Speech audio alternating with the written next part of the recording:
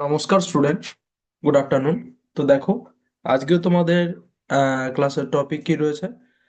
জীবের শারীরবৃত্তীয় ক্রিয়ায় তাপের ভূমিকা, role of heat in physiological activities. অর্থাৎ জীবের যে শারীরবৃত্তীয় কাজ, শারীরবৃত্তীয় জিনিসটা কি, না জীবের যে শারীরবৃত্তীয় ক্রিয়া সেটাও তোমাদেরকে বোঝাবো। এবং সেই শারীরবৃত্তীয় ক্রিয়াতে তাপের কি ভূমিকা রয়েছে সেটাও আজকে তোমাদেরকে আমি পড়াবো। তার আগে আমরা কি করব, একটা উক্তি পড়ে নেব। চলো দেখে নিই তাহলে উক্তিটি কি রয়েছে।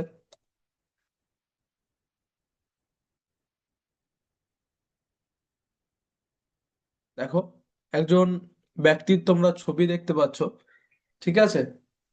আহ যার নাম হচ্ছে বেঞ্জামিন ফ্রাঙ্কলিন। তো তিনি একটি এখানে উক্তি বলেছেন। উক্তিটি কি, না যিনি ধৈর্য ধরতে পারেন তিনি যা চান তা অর্জন করতে পারেন। তার উক্তিটি হলো, যিনি ধৈর্য ধরতে পারেন তিনি যা চান তা অর্জন করতে পারেন। ঠিক আছে? তো আমরা এই উক্তিটিকে একটু ব্যাখ্যা করে নেব সহজ ভাষায়। অর্থাৎ এই উক্তিটি তিনি কেন বলেছেন, এর ভিতরে কি গভীর অর্থ রয়েছে সেটা আমরা একটু জেনে নেব। তাহলে চলো জেনে নিই। বলছে, যিনি ধৈর্য ধরতে পারেন তিনি আস্তে আস্তে তার ইচ্ছা পূরণ করতে পারেন। ঠিক আছে? যিনি ধৈর্য ধরতে পারেন তিনি আস্তে আস্তে তার ইচ্ছা পূরণ করতে পারেন। ধৈর্য মানে তাড়াহুড়ো না করে চেষ্টা করে যাওয়া। তাহলে ধৈর্য মানে বুঝতে পারছো কি? ধৈর্য মানে মানে হচ্ছে যে তাড়াহুড়ো না করে চেষ্টা করে যাওয়া। যেমন গাছ লাগালে সঙ্গে সঙ্গে ফল পাওয়া যায় না। তুমি একটা আম গাছ লাগালে, সে আম গাছটা কিন্তু সঙ্গে সঙ্গে বড় হয়ে যাবে না, এবং সঙ্গে সঙ্গে বড় হয়ে গিয়ে তোমাকে আমও দিতে শুরু করবে না। সেটা কি হবে, অনেক টাইম লাগবে, বড় হবে, ঠিক আছে, তাতে মুকুল আসবে, তারপর ফল হবে। তাই বলছে, যেমন গাছ লাগালে সঙ্গে সঙ্গে ফল পাওয়া যায় না, সময় দিলে গাছ বড় হয়, অর্থাৎ গাছটাকে যত্ন নিতে হবে এবং তারপর ফল দেয়। পড়াশোনাতেও যদি নিয়মিত ধৈর্য ধরে পড়া যায়, পড়াশোনার ক্ষেত্রেও তোমরা যদি পড়াশোনাটাকে ধৈর্য ধরে করো তাহলে ভালো ফল পাওয়া যায়। পড়াশোনাটাকেও কিন্তু ধৈর্য ধরে করতে হবে। তাই ধৈর্য ধরে চেষ্টা করলে যে কেউ নিজের লক্ষ্য অর্জন করতে পারবে।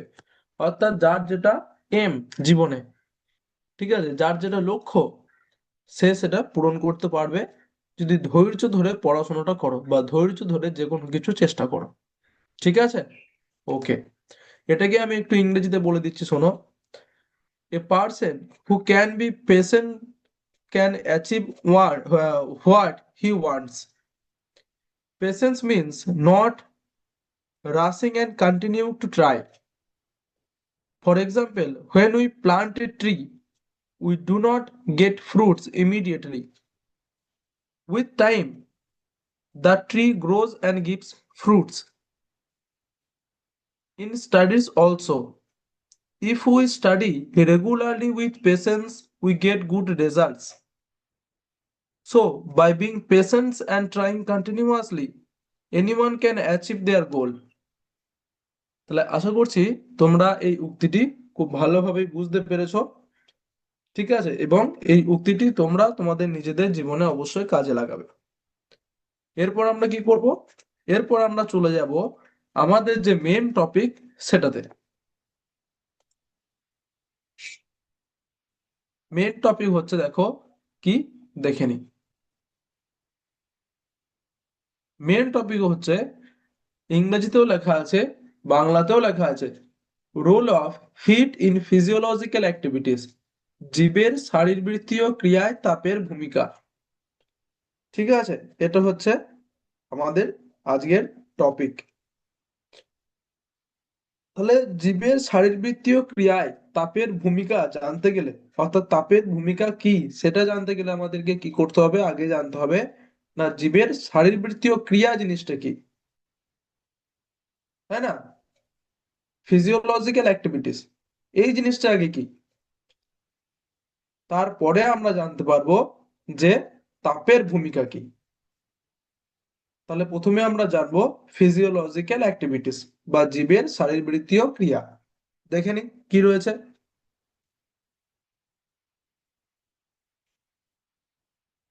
রয়েছে হোয়াট ইজ ফিজিওলজিক্যাল অ্যাক্টিভিটি, প্রশ্ন জিজ্ঞাসা করেছে।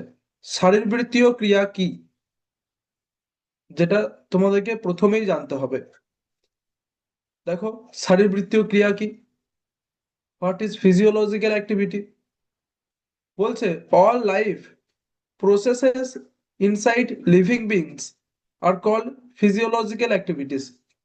All life processes inside living beings are called physiological activities. জীবদেহের ভেতরে সংঘটিত সকল জীবন ধারণকারী ক্রিয়াকে শারীরবৃত্তীয় ক্রিয়া বলে। কি কি সেগুলো আস্তে আস্তে তোমাদেরকে বলবো, একবারে বলবো না। একবারে বললে ভুলে যেতে পারো, কনফিউজড হয়ে যেতে পারো।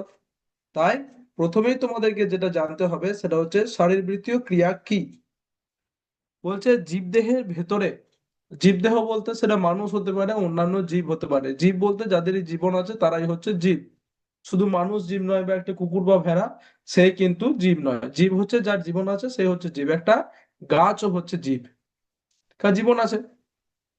তাহলে জীবদেহের ভেতরে সংঘটিত সকল জীবন ধারণকারী ক্রিয়াকে শারীরবৃত্তীয় ক্রিয়া বলে।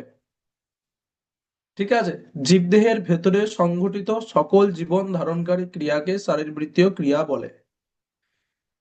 তাহলে এখানে বুঝতে পারলে, একটা পুরোটা ক্লিয়ার না হোক কিন্তু একটা কনসেপ্ট, একটা তোমাদের মনে একটা ধারণা এলো যে কি শারীরবৃত্তীয় জিনিসটা কি।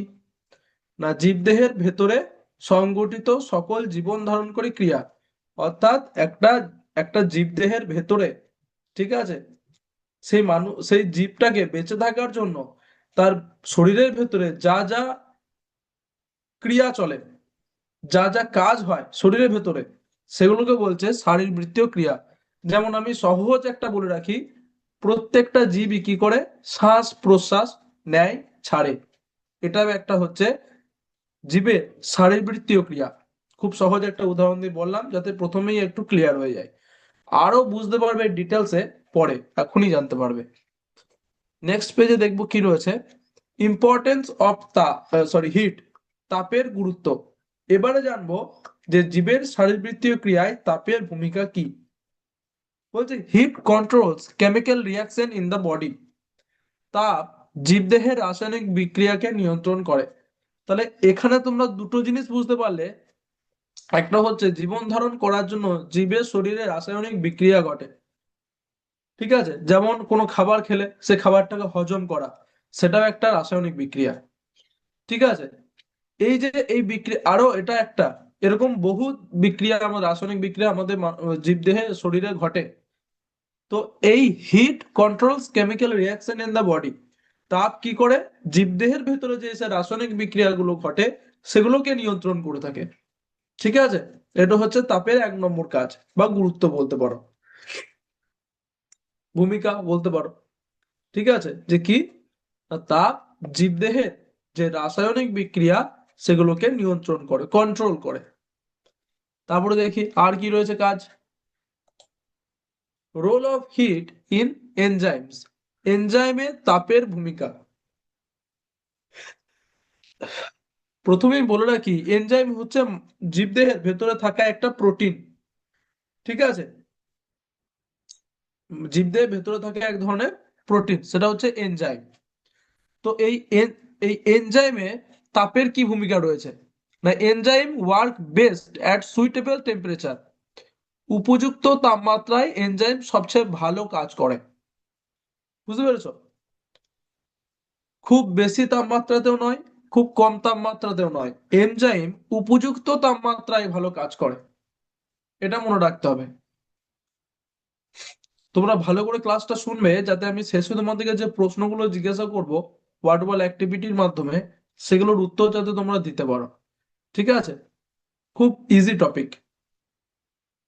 তাহলে আর একটা কি তাপের ভূমিকা এলো এনজাইমের উপর। Enzyme work best at suitable temperature. উপযুক্ত তাপমাত্রায় এনজাইম সবচেয়ে ভালো কাজ করে থাকে। এটা বুঝতে পারলে? বেশ। আর বললাম যে এনজাইম জিনিসটা কি, না জীবদেহের শরীরে একটা থাকে এক ধরনের প্রোটিন বলতে পারো। ঠিক আছে, এরপর আমরা চলে যাব নেক্সট, হিট অ্যান্ড রেসপিরেশন, শ্বাস প্রশ্বাস ও তাপ। শ্বাস প্রশ্বাসের ক্ষেত্রে তাপের কি ভূমিকা রয়েছে সেটা দেখি। টেম্পারেচার এফেক্টস ব্রেথিং রেট, তাপমাত্রা শ্বাস প্রশ্বাসের হারকে প্রভাবিত করে। যেমন তোমরা জানো যে খুব গরম অঞ্চলে গেলে, গরম অঞ্চলে ছাড়ো, খুব ঠান্ডা অঞ্চলে গেলে, যেমন অনেক সময় তোমরা স্নো দেখতে, অর্থাৎ বরফ পড়ছে এমন দেখতে কোনো জায়গায় গেছো, সিকিম, ঠিক আছে, এসব জায়গাগুলোতে, ঠিক আছে, তো সেখানে তোমরা দেখতে পাবে ও যত উপরে উঠে যায়, অর্থাৎ যেখানে স্নো পড়ে, খুব স্নো পড়ছে, সেখানে কিন্তু কি হয় না, অক্সিজেনের পরিমাণ কম থাকে। কারণ কি, সেখানটা খুবই ঠান্ডা হয়। তাহলে ঠান্ডা, তাপ নেই, সেখানে কিন্তু অক্সিজেনের পরিমাণ কম, শ্বাস প্রশ্বাস নিতে পারা যায় না, শ্বাস প্রশ্বাস নিতে বা ছাড়তে পারা যায় না। আবার খুব গরম এমন জায়গাতেও তুমি শ্বাস প্রশ্বাস ঠিকভাবে নিতে পাবে না, প্রচন্ড ঘাম হবে, বারবার জল তেষ্টা হবে, প্রচন্ড শারীরিক অসুবিধা হবে, ওগুলো তো আলাদাই। কিন্তু হ্যাঁ, শ্বাস প্রশ্বাস খুব তাপ হলেও কিন্তু নিতে পারবে না। তাই একটা সুইটেবল টেম্পারেচার, মানে একটা নির্দিষ্ট তাপমাত্রাতেই, যেমন আমাদের যে টেম্পারেচার তোমরা জানো, ঠিক আছে, পরিবেশের, খুব ঠান্ডাও নয়, কখনো কখনো ঠান্ডা পড়ে খুব, কিন্তু সেটা ঠিক আছে, খুব ঠান্ডা নয় কিন্তু খুব গরম নয়, এরকম তাপমাত্রা ঠিক আছে। অত্যধিক পরিমাণে তাপ বা অত্যধিক পরিমাণে ঠান্ডা, সেই জায়গায় কিন্তু শ্বাস প্রশ্বাস নেওয়াটা খুব চাপের, খুব কঠিন। তাই তাপ শ্বাস প্রশ্বাসকেও কিন্তু নিয়ন্ত্রণ করে থাকে। তাই তাপমাত্রা শ্বাস প্রশ্বাসের হারকে প্রভাবিত করে। তাহলে শ্বাস প্রশ্বাস বলেছিলাম, এটাও একটা আমাদের জীবের শারীরবৃত্তীয় ক্রিয়া, সেটাকেও তাপ কিন্তু নিয়ন্ত্রণ করে রাখছে, নিয়ন্ত্রণ করছে।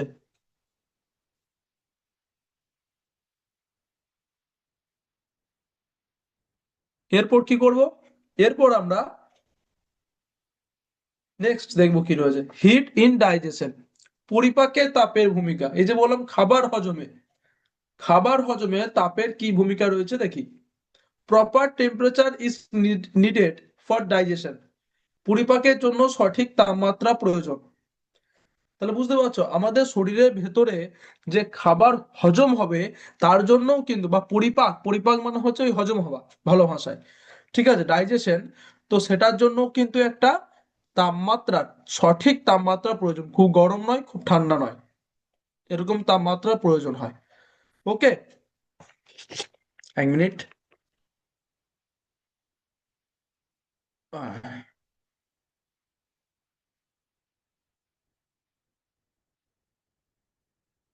ওকে, দেখো, তাহলে বুঝতে পারলে পরিপাকে তাপের ভূমিকা কি।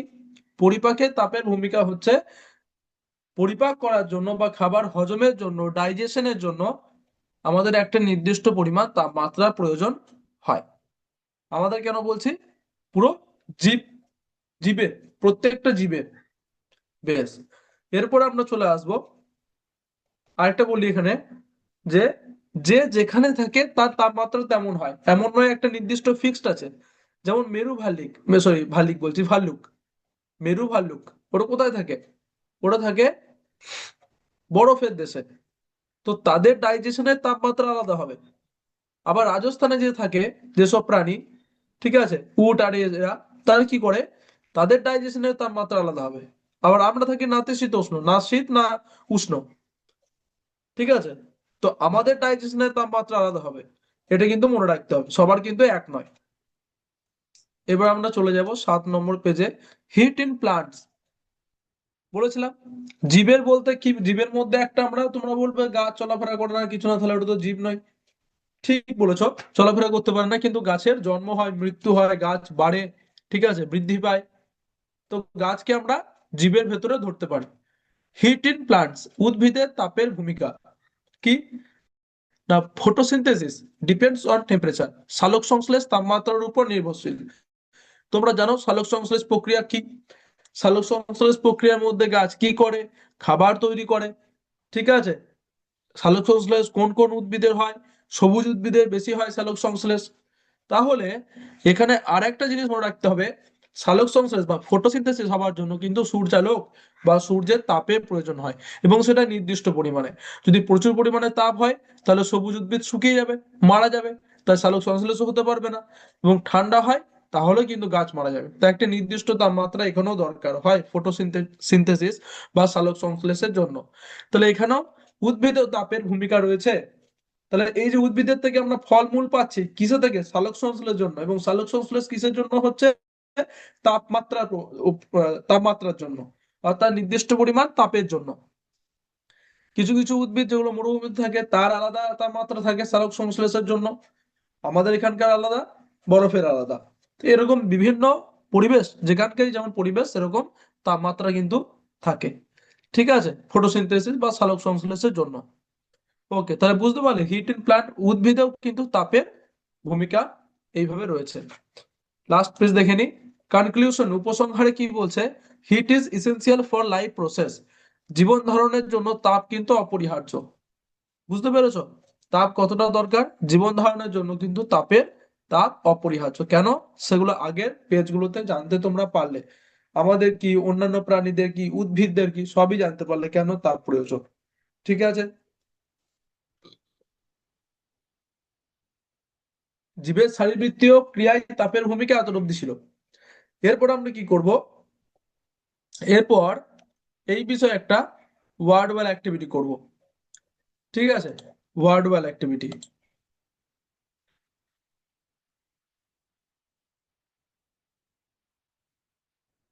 এই যে, আশা করছি তোমরা দেখতে পাচ্ছ এখানে আমার ওয়ার্ড ওয়াল অ্যাক্টিভিটির যে স্ক্রিনটা, কি লেখা রয়েছে, জীবের শারীরবৃত্তীয় ক্রিয়ায় তাপের ভূমিকা। তো জীবের শারীরবৃত্তীয় ক্রিয়ায় তাপের কি ভূমিকা রয়েছে সেই সম্বন্ধে এখানে 5 থেকে 6টা প্রশ্ন থাকবে, এমসিকিউ টাইপ প্রশ্ন। সেগুলোর উত্তর তোমাদেরকে একটু দিতে হবে, যাতে তোমরা বুঝতে পারো কি কি প্রশ্ন এই টপিক থেকে আসতে পারে তোমাদের পরীক্ষাতে হোক, বা তোমাদের কি কি জানার দরকার সেটাও তোমরা জানতে পারবে। তাহলে চলো শুরু করে নি।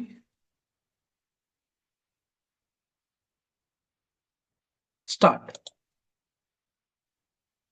1 নম্বর বলছে, শারীরবৃত্তীয় ক্রিয়া বলতে কি বোঝায়, what is mean by physiological activities. ভালো করে পড়বে প্রশ্নটা। শারীরবৃত্তীয় ক্রিয়া বলতে কি বোঝায়, what is mean by physiological activities. Option A, দেহের বাইরের কাজ, এক্সটার্নাল অ্যাক্টিভিটিস। অপশন বি, দেহের ভেতরের জীবন ধারণকারী কাজ, life supporting activities inside the body. Option C, শুধু চলাফেরা, অনলি মুভমেন্ট। অপশন ডি, শুধু খাবার গ্রহণ, অনলি ইটিং। বলো, এই চারটের মধ্যে কোনটা উত্তর হবে, এ, বি, সি না ডি।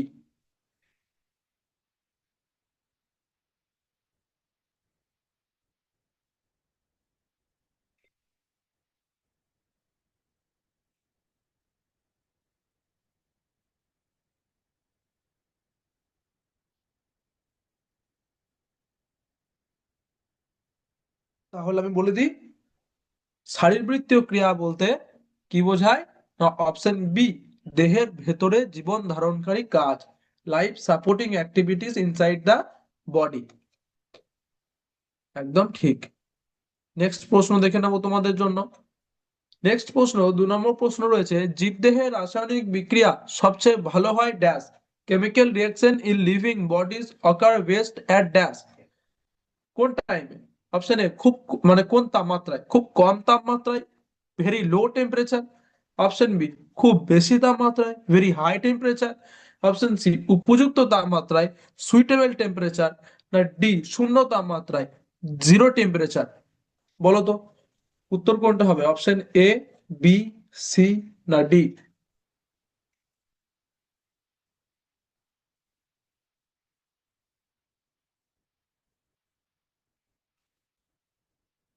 ভালো করে প্রশ্নটা পড়বে, অপশন গুলো দেখবে, মনে করার চেষ্টা করবে, যেটা পড়লে এটা আমি পড়িয়েছি, তো উত্তর দেওয়ার চেষ্টা করবে একটু।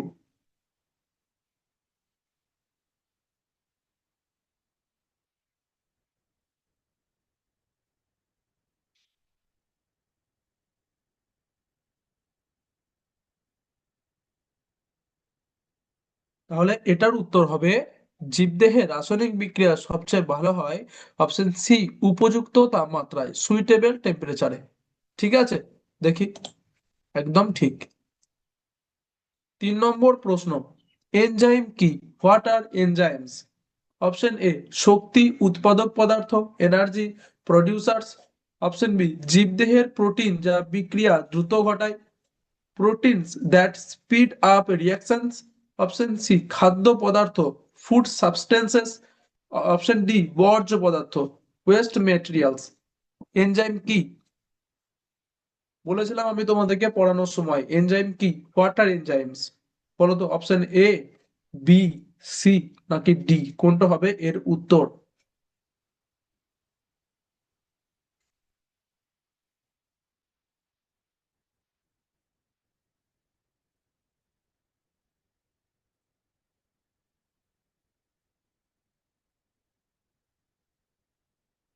প্রশ্নটা ভালো করে পড়বে এবং উত্তর দেওয়ার চেষ্টা করবে।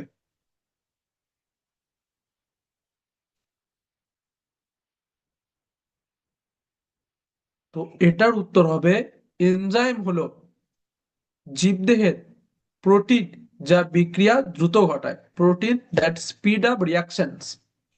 ঠিক আছে, অপশন বি হবে এর উত্তর। একদম ঠিক।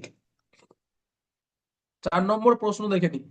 মানুষের দেহে এনজাইম সবচেয়ে ভালো কাজ করে কোন তাপমাত্রায়? At what temperature do human enzymes work best? Option A, 0 degree C. Option B, 25 degree C. Option C, 37 degree C. And option D, 100 degree C. বলো তো, কোনটা হবে এর উত্তর?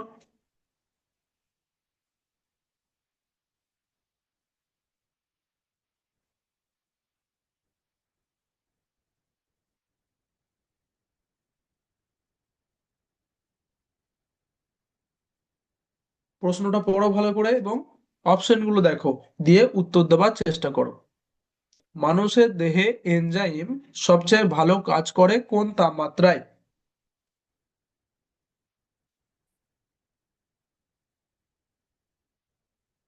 এটার উত্তর হচ্ছে অপশন সি, 37 ডিগ্রি সি বা 37 ডিগ্রি সি তাপমাত্রায়। একদম ঠিক। 5 নম্বর প্রশ্ন, তাপমাত্রা বেশি বা কম হলে এনজাইমের কি হয়? What happens to enzyme at very high or low temperature? Option A, বেশি শক্তিশালী হয়, বিকাম স্ট্রঙ্গার। অপশন বি, কাজ বন্ধ হয়ে যেতে পারে, মে স্টপ ওয়ার্কিং। অপশন সি, আকার বড় হয়, increase in size. Option D, কোনো পরিবর্তন হয় না, নো চেঞ্জ। বলো কোনটা এর উত্তর হবে? Option A, B, C, D. তাপমাত্রা বেশি বা কম হলে এনজাইমের কি হয়? বেশি শক্তিশালী হয়, কাজ বন্ধ হয়ে যেতে পারে, আকার বড় হয়, কোনো পরিবর্তন হয় না।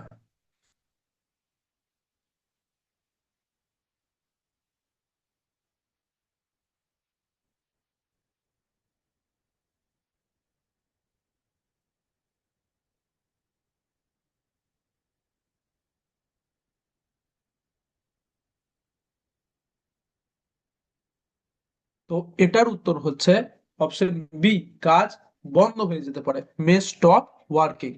দেখি, একদম ঠিক।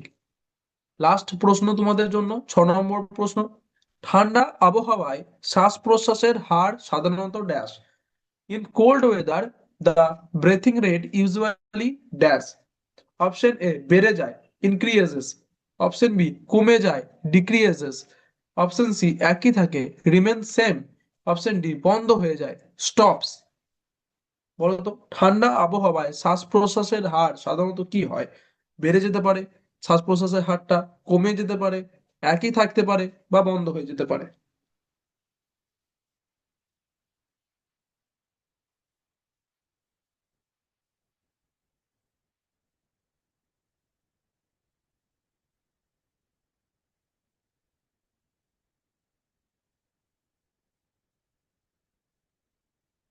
ভালো করে পড়ো প্রশ্নটা এবং উত্তর দাও।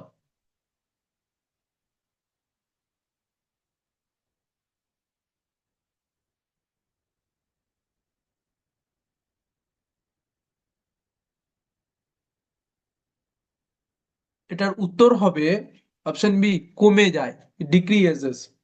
ঠান্ডা আবহাওয়ায় শ্বাস প্রশ্বাসের হার সাধারণত কমে যায়। একদম ঠিক।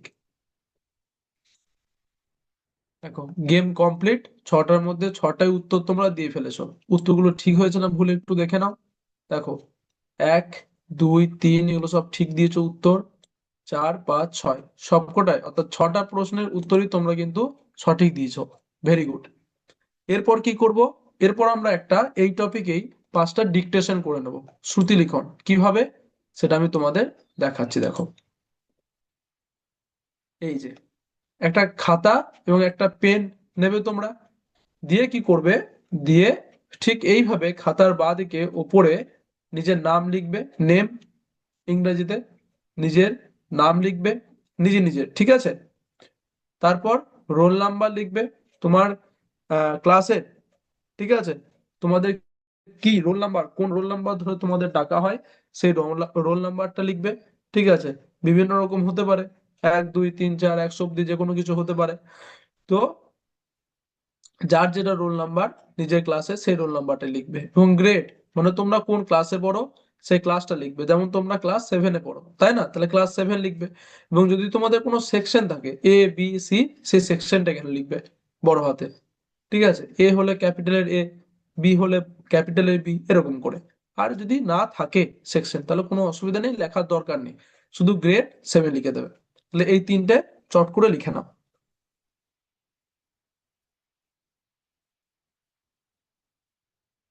তো আশা করছি লিখে নিয়েছো। এরপর এইভাবে 1, 2, 3, 4, 5 অব্দি সিরিয়াল নাম্বার করে নাও। কারণ আমি এক একটা করে বলবো, বাংলাতে বলবো ইংরেজিতে বলবো, তোমরা জানো। তো বাংলায় যারা লিখতে হবে তারা পুরোটাই বাংলাতে, ইংরেজিতে যারা লিখতে পারবে তারা শুধুমাত্র ইংরেজিতে, বাংলাতে নয়। বেশ, তো লেখো 1 নম্বর, লেখো 1 নম্বর হচ্ছে শারীরবৃত্তীয়, ইংরেজিতে ফিজিওলজিক্যাল। বাংলায় শারীরবৃত্তীয়, ইংরেজিতে ফিজিওলজিক্যাল। বাংলায় শারীরবৃত্তীয়, ইংরেজিতে ফিজিওলজিক্যাল। তো আশা করছি 1 নম্বরেরটা হয়ে গেছে। এরপর 2 নম্বরটা লেখো। বাংলায় এনজাইম, ইংরেজিতেও এনজাইম। বাংলাতে এনজাইম, ইংরেজিতেও এনজাইম। বাংলায় এনজাইম, ইংরেজিতেও এনজাইম। তো আশা করছি 2 নম্বরটা হয়ে গেছে। এরপর 3 নম্বরটা লেখো। 3 নম্বরটা বাংলায় হচ্ছে তাপমাত্রা, ইংরেজিতে টেম্পারেচার। বাংলায় তাপমাত্রা, ইংরেজিতে টেম্পারেচার। বাংলায় তাপমাত্রা, ইংরেজিতে টেম্পারেচার। তো আশা করছি তোমাদের 3 নম্বরেরটাও হয়ে গেছে। এরপর 4 নম্বরটা লেখো। 4 নম্বরটা হচ্ছে পরিপাক, বাংলায় পরিপাক, ইংরেজিতে ডাইজেশন।